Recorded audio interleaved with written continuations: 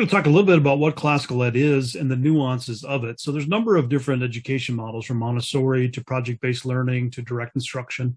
Classical ed is just another version of that. It's been around since the times of Aristotle and Plato. They had their academies back then.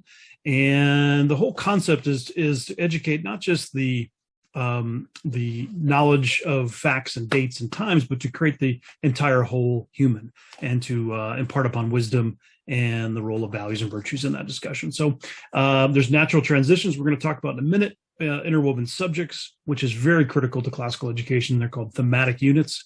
So kids are embedded into a particular time frame, and it's a much deeper dive into topics and concepts rather than more kind of getting ready for the test at the end of the year, end of the semester.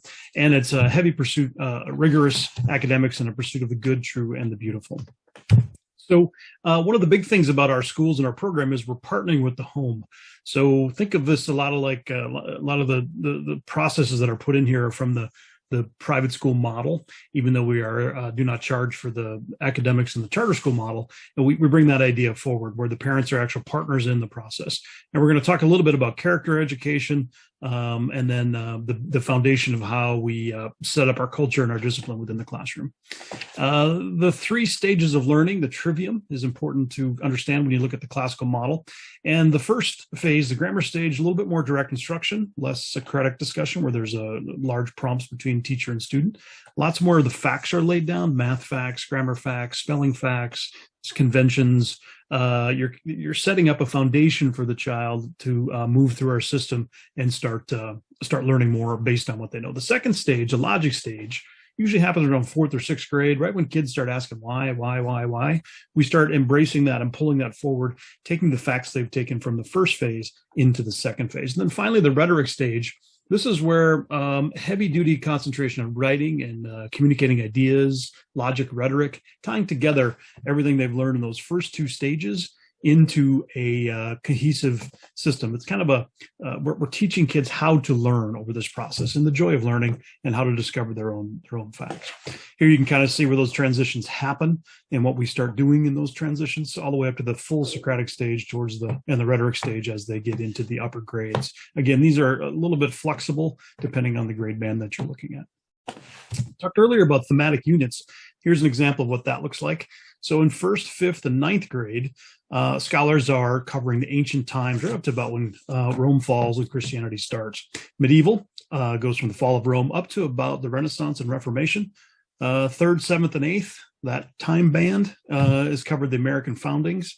And then finally, modern times up to about 9/11 from roughly the Civil War on. Then what's happening inside these grade bands is we're covering all the topics that are important in that world. So what was the art and music like in the ancient times? What were the science advancements? What were the values and virtues or great literature of those time frames? So you can see how it's thematic units, everything's interconnected. So when you're in a grade band, you're living in that time frame. And then character education, values and virtues are a big part of what classical education is and does, right from wrong. So a lot of the literature we're reading and a lot of the discussion prompts, and we have a very concerted effort at the role of values and virtues. And we'll talk about that a little bit in depth as we continue on here. And then a number of the great thinkers and great leaders of the founders of America all the way back have been classically educated. So just a little chart on that. And you can see influences from ancient Rome, and Greece, right about when classical ed started with Aristotle and Socrates, weaved its way through to the American founders. In a typical classroom, history is that important period of time. So there's usually a timeline on the wall, and each classroom does it unique and different. Lots of hands-on experience. We're a Charlotte Mason-based model as well, which is more student-centered. Instead of kind of a very, very, very tight and very specific. Sports and athletics and all the different cultural things that go with the school. Lots of concerted effort on connecting that culture together. And there's just some pictures and some shots of the schools. It's a typical American classroom. There's standards that we do really well on those end of year tests typically because we're showing the joy of learning and how to find answers for those scholars. Here's some more timelines and just some general ideas. Our culture is based on Adlerian psychologists by the name of Rudolf Dreikurs and Dr. Glasser. And their foundational approaches are unique in that it's no longer a reward box or name on the board or a sticker box. It's more intrinsic value. It's more intrinsic discipline. So we stress responsibility, rules in the classroom. We don't accept excuses. We help them make the right value judgments and offer alternatives and consistency. So those are the roots of these folks. For our teachers, Fred Jones and Harry Wong, these are some specifics on how to manage your classroom. We kind of help them through with that process. Each of our campuses, we set up a house system, and think about like Harry Potter, where you get put into a home or a team or a tribe once you join our campus. And then we work really hard to create opportunities off campus with parents, student leadership, to kind of build that camaraderie through the group.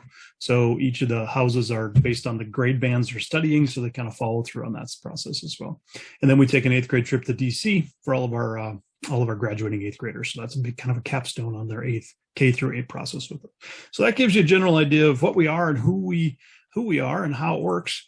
We'll continue on as we go here on next steps.